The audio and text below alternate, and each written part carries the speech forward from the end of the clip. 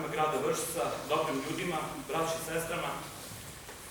Evo, došao je taj dan da ugostimo one ljude koji su već godinama se bore za prava veterana u Srbiji, znači za one ljude koji su nesebično pružili sve za odbranu ove naše zemlje, ove naše domovine.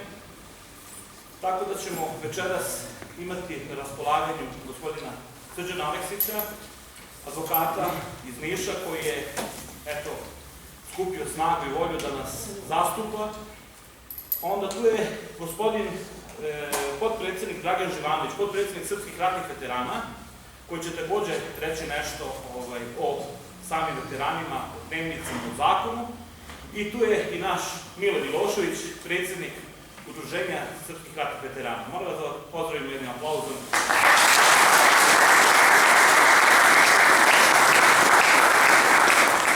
Pre nego što krenemo o ozbiljnim stvarima, svi vi koji ste iz Vršca znate da je pre nešto više od 30 dana napustio nas je jedan od jako dobrih ljudi, koga vi svi sigurno znate, to je Nikola Živković, zvani Kepa, pa vas sve molim da jednu minutu ćutanja odamo poslednju počast našem Kepi, junaku.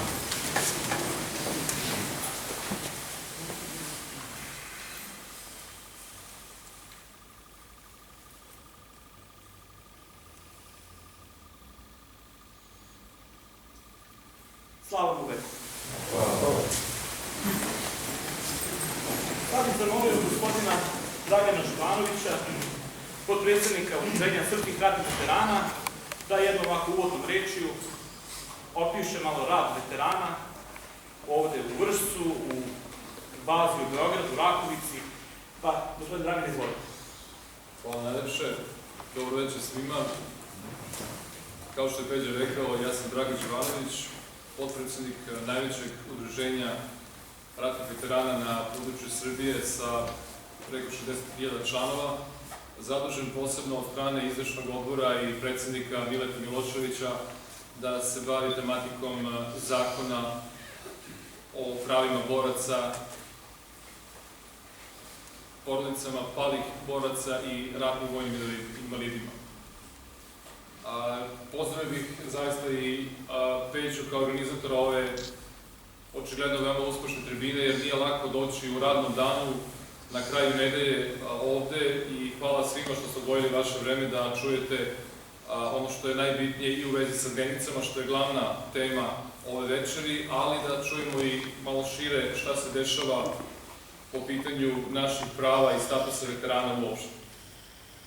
Također da iskoristim ovom priliku da pozdravim advokata Srđana Aleksića, sa kojim naše udruženje sarađuje već duži niz godina.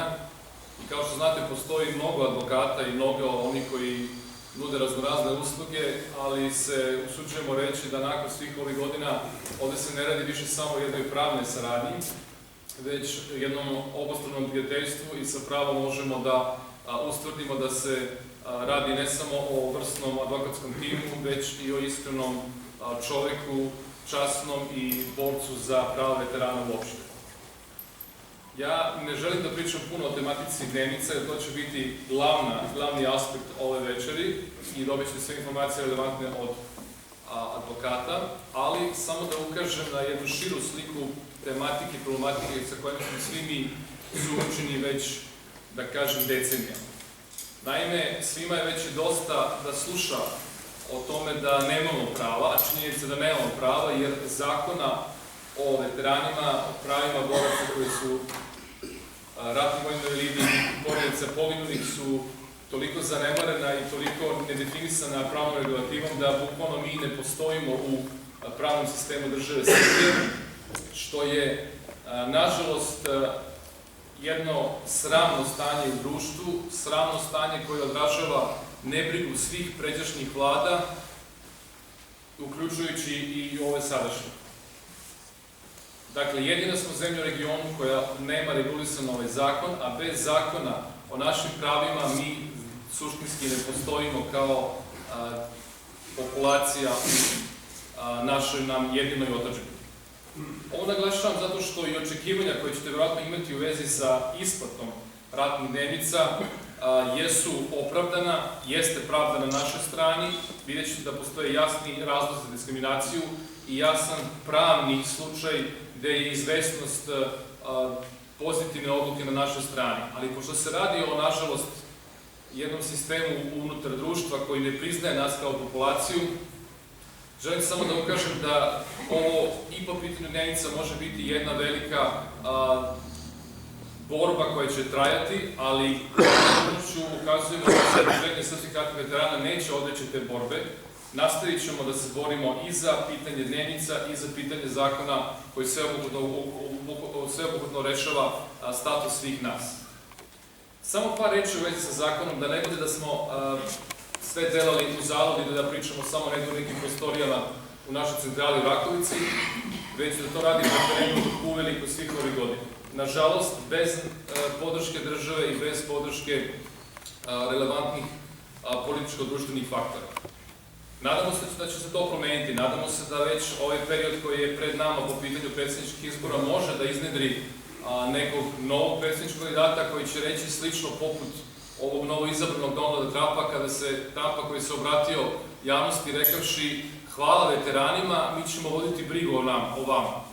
Nadamo se da će se pojaviti neko i na našoj društvenoj političkoj sceni koji će isto reći za nas veterane hvala vam i da će se jednim zakonom na pravi način odužiti toj populaciji i voditi brigu zaista posebno onima koji imaju velike probleme, bilo da su materijalne prirode, bilo da su prirode sa post-traumatskim stresnim sindromima i sl. 2012. godine smo mi predali jedan predlog na osnovu onoga što nam Ustav Srbije omogućuje, dakle predlog na osnovu narodne inicijative, da se usvoji, odnosno da uđe u skupštinsku proceduru predlog nacrta zakona o pravima veterana. Do dana današnjeg niti ima odgovor u vezi s tim, niti je neko od bilo kojih političkih faktora ozbiljno uzeo to razmatranje. Nažalost, to je činjenica, s tim što uvek pravimo razliku između države i trenutne vlasti. Dakle, mi imamo jednu državu, jednu otadžbinu, a vlast je promenjiva. Nadamo se da će nekome doći u pamet i da za ozbiljno i za iskreno se pozabavi tematikom veteranske populacije i da se iznedri jedan ozbiljan zakon koji rešava naša pitanja i materijalno i statusno. Imali smo obećanje i očekivanja od novih vlasti od pre par godina, posebno od Ministarstva za boračka pitanja koje predvodi ministar Vulin i njegova ekipa, koji nažalost sve vreme čine ono što ne treba za rešavanje ovog problema i ove tematike. Očekivanja su bila velika, bio je nacrt zakona koji nije bio idealan, ali smo se odazvali da ga unapredimo i pospešimo kroz 4 javne rasprave i nadali smo se da će neki amandmani koje smo dali na razmatranje biti uključeni u predlog nacrta zakona i da će se to u doglednom periodu i usvojiti, odnosno proći Skupštinu Srbije. Nažalost, nacrt zakona koje je vlada htela da predloži, odnosno dotično ministarstvo predloži vladi, a kasnije Skupštini Srbije, je bio katastrofalan i pravio jednu i pravi dan danas kao takav, kao u vidu nacrta diskriminaciju svih veterana na osnovu trajanja učešća u ratu i na osnovu mesta gde su bili u ratnim sukobima i na neki način 90 i više procenata svih nas lišava bilo kakvih prava i bilo kakvih beneficija koje bi taj zakon nama omogućio. Uspeli smo da taj nacrt zakona onemogućimo da uđe u skupštinsku proceduru što pritiscima raznoraznim kanalima, što kroz vid 2 protesta koje smo organizovali zadnjih 2 godine. I najverovatnije ćemo i za Dan državnosti 15. februara sledeće godine nastaviti sa protestom koji će isto tražiti da se reše pitanja zakona za veterane i da se reši, ako je moguće, dogovorno pitanje isplate ratnih dnevnica po uzoru na 2008 ili slično tome, što ćete detaljnije čuti naravno od advokatskog tima. Poenta je da nećemo stati da se borimo za ovu stvar, poenta je da bez zakona sve nas stavljaju na rub srama, nezasluženo i na neki način stavljaju nas u takvu poziciju da se naše porodice i naše dece trebaju stide nas, a samo da napomenem još jednom da mi kao najveće udruženje na ovim prostorima zastupamo ne samo nas, nego generalno i u ime svih veterana zastupamo u cilju da se svima taj status na pravi način ispoštuje i da se niko ne stidi, jer nismo mi učestvovali u nekim osvajačkim ratovima, već smo bili u regularnim formacijama raznoraznih vojska koje su se menjalo 1991. pa na ovamo. Dakle, nemamo od čega da se stidimo, nažalost, društvo i trenutni politički faktori nastavljaju tu nezavidnu situaciju, ali ćemo nastaviti time da se borimo i verujemo da je period pred nama, da će biti ponovo predsjedničkih izbora takav da može da pobudi interesovanje javnosti za ovu tematiku i da možemo da iskoristimo prostor da se pojavimo u medijima, u onim najgledanijim medijima i da artikulišemo ovaj problem na širem planu. Zato je ovo što danas i večera se zgovara o pitanju dnevnica samo jedan aspekt našeg problema. Konačno, pitanje dnevnice se odnosi samo na veterane 99. a ne i za veterana 91. pa nadalje. Tako da je pitanje zakona jedina sveobuhvatni pravni akt koji može na pravi način da reguliše pitanje veteranske populacije, da koliko toliko ispravi nedela koje su nam činjene zadnjih godina i da na narednim generacijama ukaže da su to bili ljudi koji su se odazvali da brane otadžbinu i koji se treba ponositi, a ne stiditi. Mislim da je to amanet koji treba ostaviti našoj deci i društvu u celini i da napomenem još jedan aspekt, time završavam, bezbednosni aspekt. Dakle, nažalost, mi smo kuća na putu, ovo je trusno područje, nema jake države bez jake vojske, a jake vojske ne može biti bez ispravnog odnosa prema njenim bivšim vojnicima, odnosno veteranima. U tom cilju će Udruženje Srpski ratni veterani na čelu sa Milutom Miloševićem nastaviti da se bavi ovom tematikom. Podržat ćemo sve inicijative po pitanju rješavanja isplate dnevnica na obostrano zadovoljavajući način i u tom obaveštavat ćemo i lokalne odbore koliko je moguće od cele Srbije, uključujući i Vršac, a za sve informacije dodatnog tipa, koliko ste u mogućnosti zainteresovani, pogledajte na našem sajtu veterani.rs. Hvala na pažnju, još jednom predajem reč gospodinu Alisiću i glavna tema večeri su ratne dnevnice. Dobro večer, dragi borci, dobro večer, ratni veterani Vršca. Da se pre svega zahvalim vama što ste večeras ovdje koji došli da čujete ono što ću vam saopštiti. Pre svega se zahvalim organizatoru kolegi do mene, mom prijatelju iz Beograda, a također gospodinu Milanu Miloševiću koji vodi ovako udruženje s ovakvim brojem, s ovakvim potencijalom, gde se bori za prava boraca.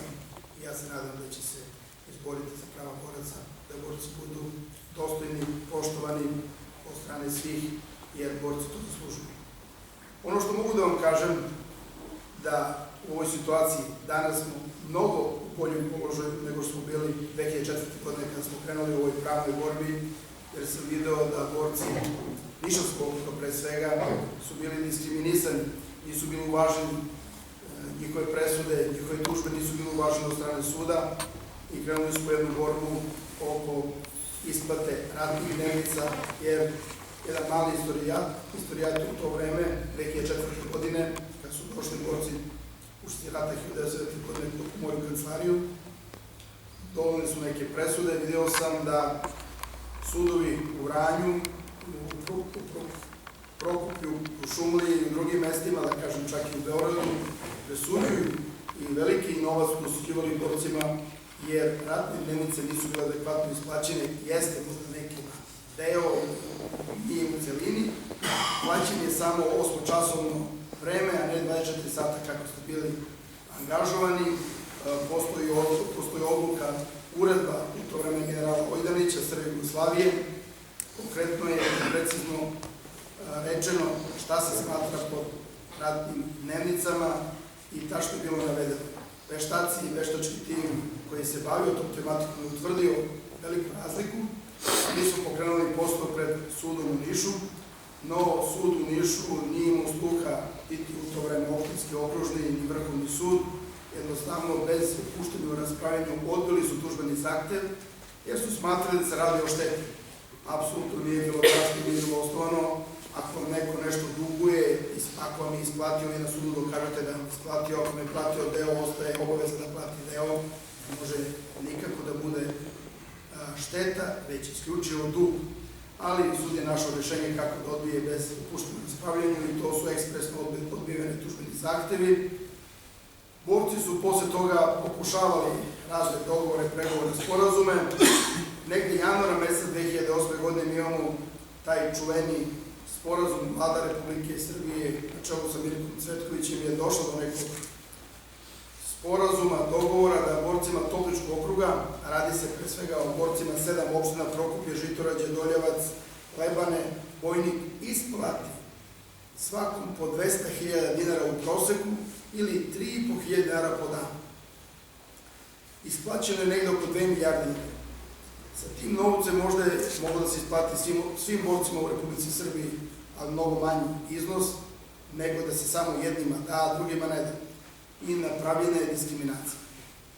To je bilo osnov povoda za sledeće tužbe. Mi smo 2008. godine ponovno pokrenuli postupak, ali tada je mnogo veći broj, negde oko 8.500 boraca tražilo, obratilo se mojoj kancelariji u udruženju u Nišu, da ostvarimo to pravo i da se isplati ratne dnevnice kako je plaćeno i ovim u Šumu ili kako je plaćeno pred drugim sudovima. No, međutim, ponovno nije bilo razumevanja, jer dug zastareva za 10 godina, mi smo to pred isteka tog roka ostavili dovoljno vremena za dogovore i sporazume, ali od tog posla nije bilo ništa. Ponovo sud bez upuštenog raspravljanja odbija tužbene zahteve, ponovo navodi da se radi o šteti, što apsolutno nije bilo tačno i mi smo morali da se obratimo sudu u Strasburu.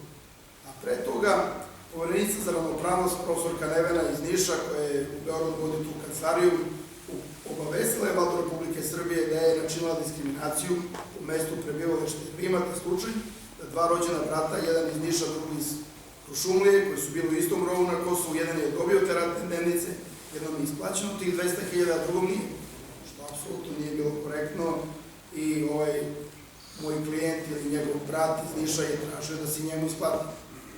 On nije dobio jer nije imao mesto prebivališta na teritoriju ovih 7 opština. To je bio razlog za diskriminaciju. Znači, ne može na teritoriji Republike Srbije da jedna opština dobije nešto, druga ne dobije. Bez obzira što u Strasburu smo čuli opravdanje od strane predstavnika Ministarstva odbrane da Vlada Republike Srbije može da odredi i opredeli najsiromašnijim opštinama da da neku novčanu pomoć. Mi smo rekli da, vi možete dati novčanu pomoć, ali ove 7 opština nisu najnerazvijenije u Republici Srbiji. Postoje još druge opštine koje su nerazvijeni, ali da bi nekom dali novčanu pomoć, on mora da ima socijalnu kartu, mora da bude socijalno ugrožen, znači da nema imovinu, da nema prihode, da žive od socijalne pomoći. I nije tačno 10.000 ljudi imaju taj socijalni status. 10.000 ljudi je bilo i doktori, sudija, advokata i svih onih ljudi koji, dobri domaćina, ljudi koji su bili angažovani za vreme rata, to jest odazvali se na poziv za mobilizaciju te 1909. godine kao vojni rezervisti. I to je bila obaveza svakog od nas koji je bio pozvan.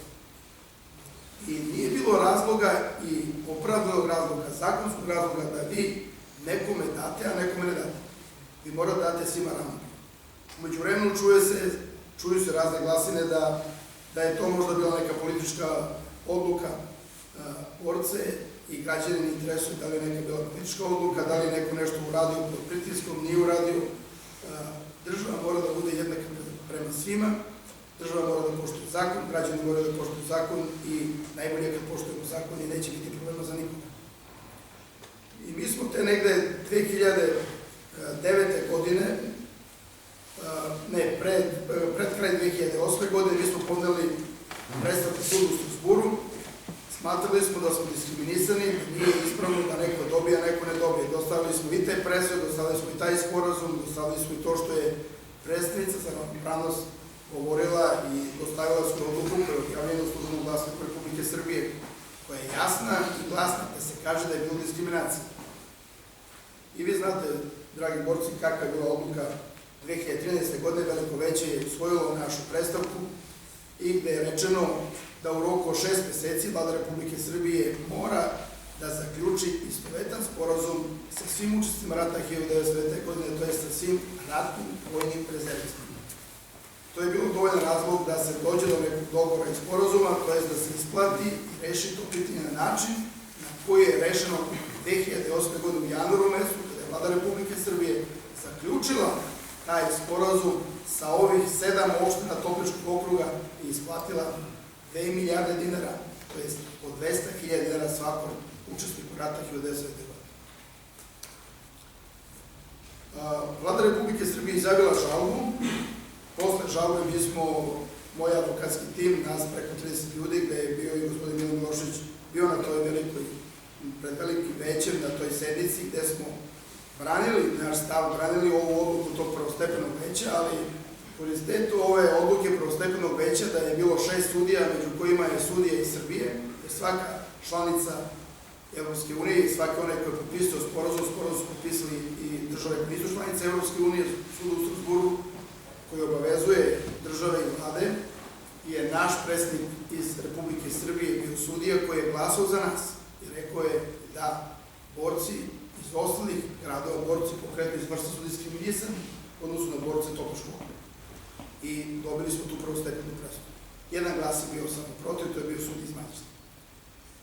Po ovoj žalbi mi smo otišli, branili naš stav, ja sam sa preko 30 ljudi bio u Strasburu, dostojno predvodio ovaj pravni tim, jer ovo je predmet moje karijere, uložio sam preko 12 godina intenzivnog rada da ostvarite pravo koje vam pripada, ali moji klijenti, to je ljudi koji zastupam, moraju da veruju u svoje pravo, da bi ja to pravo ostvario. Vrlo je teško ako advokat se bori za klijenta, a klijent ne veruje u svoje pravo.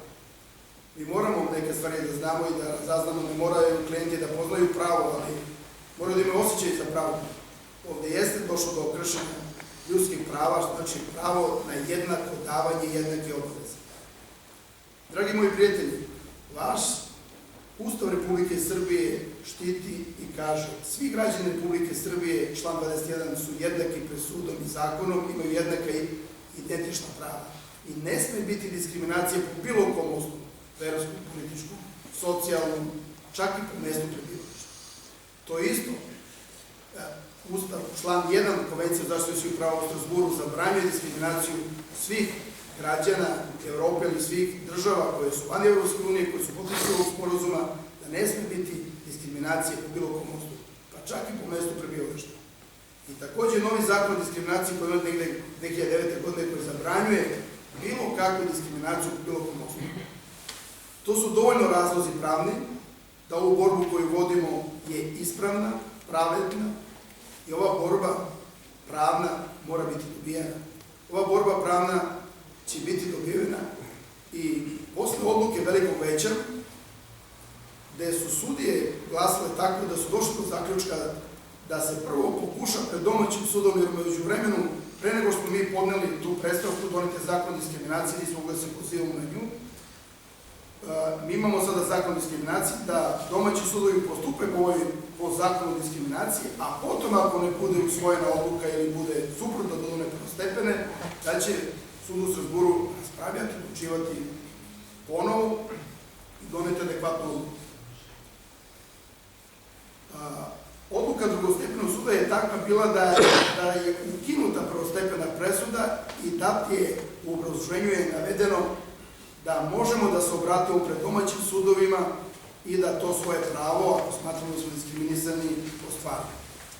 Vi znate u medijima šta se tu dešavalo posle tih 2003. godine kad je ta odluka saopštena, da svi mogući mediji su rekli da su borci izgubili to pravo, da nemaju pravo i svi su očekivali da se to tako završi i da se borcima ne da, veteranima ne da ono što im pripada.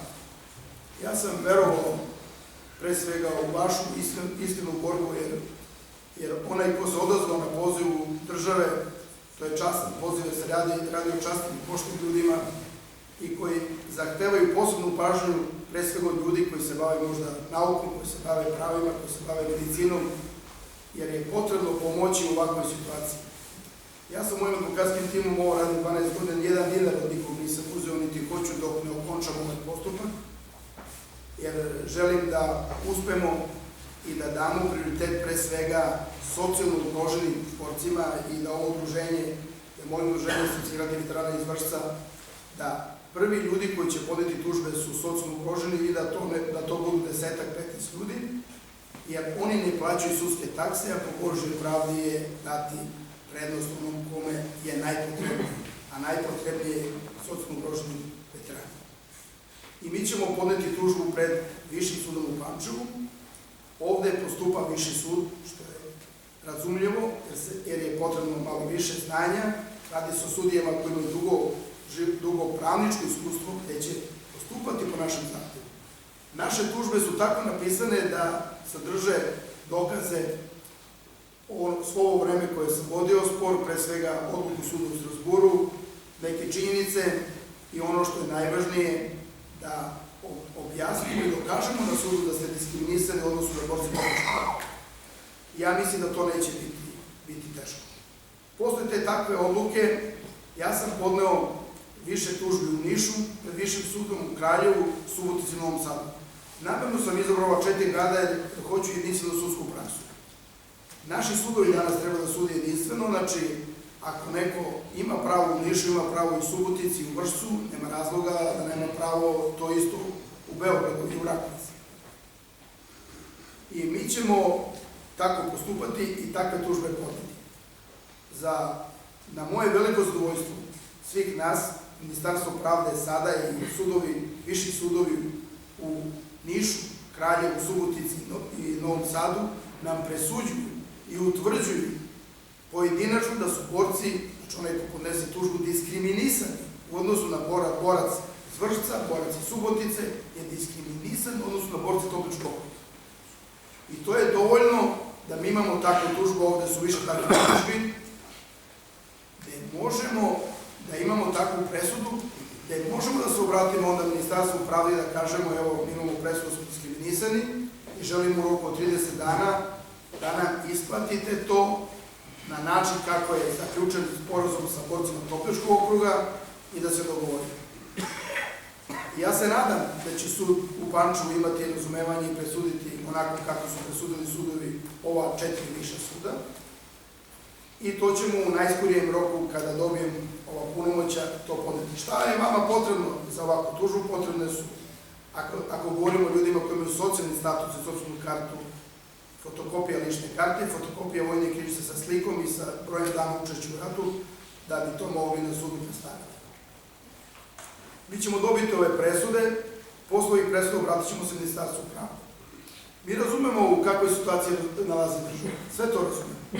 Ali država mora da razume nas, mora da obaveze koje ima prema borcima, prema ratnim vojnim veteranima u Vršcu, na jednaki način, sa jednakim pravima i jednakim davanjima, ono što je dato borcima topličkog okruga, da isplati borce u Vršcu. Mi razumemo tu situaciju i mi i ne želimo da to, ajde da kažem, da tužimo dalje za naknadu štete. Nama je potrebna ova tužba za diskriminaciju, a onda je tužba za nematerijalnu materijalnu štetu. Nematerijalna šteta, to je ona šteta što se zbog duševnog bola se dugo čekali, to od 2008. do 2016. godine, skoro 8 godina. I, znači, to je taj duševni bol i materijalna šteta je onaj iznos koji su dobili borci topličkog okruga. Stav sudske prakse je da u Nišu dosuđuju se 50.000 dinara za nematerijalnu štetu, u Beogradu između 80 i 200.000. A materijalna šteta, to je onih 200.000 dinara. Koji je ovde problem? Jedan problem da čujem, pored dobra ide i loše. A to je loše da bi podneli ovu tužbu, ljudi koji nemaju socijalnu kartu moraju da plate, se tiče tužbe za diskriminaciju, 1.900 dinara za tužbu i 1.900 dinara za odluku. Ja mislim da većina to može da plati i da je to dovoljno da dokažemo da smo diskriminisani i da je to bilo dovoljno da dođemo do sporazuma i dogovora sa Ministarstvom odbrane. Ali ako ne dođe do dogovora i ne nađemo taj zajednički jezik, ne ostaje nam da tužimo za nematerijalnu i materijalnu štetu. Za tužbu od 50 i 100.000 dinara kada bi vi podali sudu, sudska taksa je 5.000 dinara. Tu dolazi problem. Ili ako bi tražili kompletan iznos od 200.000 dinara, tu je taksa za tužbu 15.000 dinara. I razmišljajući o ekonomičnosti postupka i razmišljajući kako da zaštitimo borce, jer su borci u teškoj materijalnoj situaciji i svi građani, jer borci su većinom ljudi koji nisu baš sreće tog imovinskog stanja, mi smo predložili jedan sporazum i dogovor Vlade Republike Srbije i uputili pismo Ministarstvu odbrane, predsednik države i predsedniku Vlade, s jednim predlogom. Dali smo 4 modela. Prvi model je kako su rešene stare devizne štednje. Stara devizna štednja je rešena emitovanjem obveznica. A šta to znači? Da u prvoj godini da se isplati od 500 do 1000 evra, a ostatak da se isplati u narednih 3 godine, normalno sa zakonskom zateznom kamatom. Te obveznice mogu da se emituju, znači pojačavamo naše tržište, ko se bavi ekonomijom i bankarstvom zna to. Šta to znači? Mi smo angažovali tim ljudi koji se bavi tim stvarima, i ekonomiste i bankare, da nađemo najpovoljnije rešenje za državu, da ne budemo u situaciji da samo tražimo i da tužimo, da stvaramo troškove, pre svega sudskih taksi, sutra i advokatske troškove koje će sigurno od strana koji izgubi da plati. I mislim da smo dali jedan dobar model. Prvi model je emitovanje obveznica, drugi model je na način na koji je rešeno pitanje vojnih penzionera. Vi znate da vojni penzioneri manje im je plaćaju 9-11%, sve zavisi od položaja i pozicije gde je ko bio. I Vlada Republike Srbije i Ministarstvo odbrane je našlo rešenje da je sa njima zaključilo vanjsko poravnanje, što i mi tu predlažemo. Ne bi, mnogo bi uštedili ako bi došlo to vanjsko poravnanje. Treća situacija i treći model je na način kako možemo bezgotovinsko doći do kompenzacije. Među vama ima mnogo ljudi koji možda im fali nešto do penzije, pa da to kompenziramo, možda imate obaveze prema porezi, imate neke firme, imate svoju zemlju, da dođe do kompenzacije, to je bezgotovinsko plaćanje. I četvrti model je mešoviti, od svega pomalo, pa da vidimo sa svakim pojedinačno da nađemo zajedničko rešenje. Ja mislim da je to jedino moguće rešenje kako bi rešili, ako bi Ministarstvo odbrane htelo i imalo razumevanje da sa svim učesnicima rata 1910. godine, to je veliki broj ljudi, zaključi sporazum i dogovori se, što je cilj ovog udruženja i veliko zadovoljstvo je bilo gospodina Mila Miloševića, ovog ljudi koji vode i gospodina koji vodi Vršca, da ne moramo to da sve to tražimo pred sudom, da podnosimo tužbe i odlazimo na saslušanja, vodimo te postupke, plaćamo veštačenje i tako dalje, jer taj postupak zahteva sud i zahteva vreme. I mislim da je to konkretno neko rešenje koje smo ponudili, sigurno postoji još druga rešenja, na 10 rešenja, ali mi smo došli do ova 4 najjednostavnija, koja su već dala rezultate i mislim da možemo da rešimo taj problem. Znači, mi želimo sporazum i dogovorom sa Ministarstvom odbrane, mi ne želimo nikakve tužbe, nikakve troškove, mi ne želimo nikakvu neku pobedu, ali mi želimo pravo i pravdu. I bez obzira bilo ko nekome ne dozvoljava pravo na sud i na pravdu, mislim da greši. I mi za sada imamo ove presude, rekao sam da sada imamo sasvim drugu situaciju, da više nemamo, kao što smo 2008. imali, da domaće pravosuđe nam odbija bez upuštanja u raspravljanju, bez dokazivanja, jer mi želimo na sudu da dokažemo naše pravo koje nam pripada. I mi sada imamo sasvim korektan odnos i ponovo ponavljam da sam ja sa te strane apsolutno zadovoljan, ali želim da ubrzam i da rešimo ovo pitanje, da dođe do jednog sporazuma i dogovora koji sam predložio. Normalno, predsednici udruženja će da pregovaraće sa predstavnicima ministarstva, naći će najbolje rešenje, a moj advokatski tim i ja da to pravno formulišemo jednim dobrim pravnim zaključkom to rešimo. Sigurno da ratne dnevnice nije samo, to je trenutno problem koji možemo da rešimo, sigurno da je veći problem i više treba posvetiti pažnju na rešavanju to što čini ovo udruženje srpskih ratnih veterana, da se pitanje zakona reši na adekvatan način, na zadovoljavajući način. Ja mislim da u tom dosta se odmaklo i ja sam spreman i tu da srpski ratni veterani ima onoliko koliko mi moje pravničko znanje dozvoljava pomognem da to pitanje rešimo na adekvatan način. Ovo je ukratko ono gde sam došao da vas obavestim i da vam kažem da imamo dobre vesti i da možemo da u Vršcu se vidimo za jedno, da kažemo, 3 do 6 meseci sa presudama iz Višeg suda iz Pančeva, gde ćemo doneti presude koje će obavezivati Vladu Republike Srbije i gde će se reći da je došlo do diskriminacije Ministarstva odbrane i da imamo mnogo više šansi da smo, da kažem ovako, jednostavno da smo utakmicu prvo poluvreme dobili i još drugo poluvreme nam treba da to finiširamo i da li ćemo kroz presuda ili ćemo kroz neki sporazum, neki zaključak da okončamo ovaj postupak koji traje od 2004. godine. To mnogo traje, to 12 godina traje, verujte, pravo i pravda je dostižna, ali je potrebno vreme. Ja mislim da samo zajedno i ako verujemo u vaše pravo i pravdu, ako vi verujete, olakšat ćete meni mnogo posao da to okončam i dokažem na sudu, a ja sam tu da vam pomognem i da radim na ovaj način kako sam do sada radio.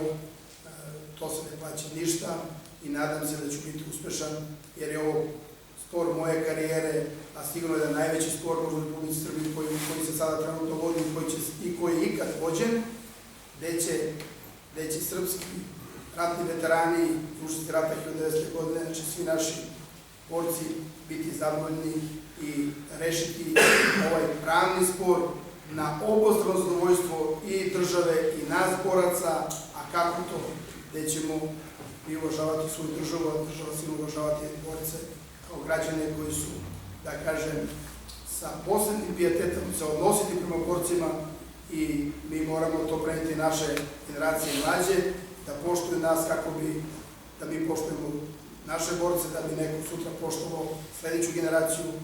Ja vam se u to ime zahvaljujem i hvala što ste došli večeras.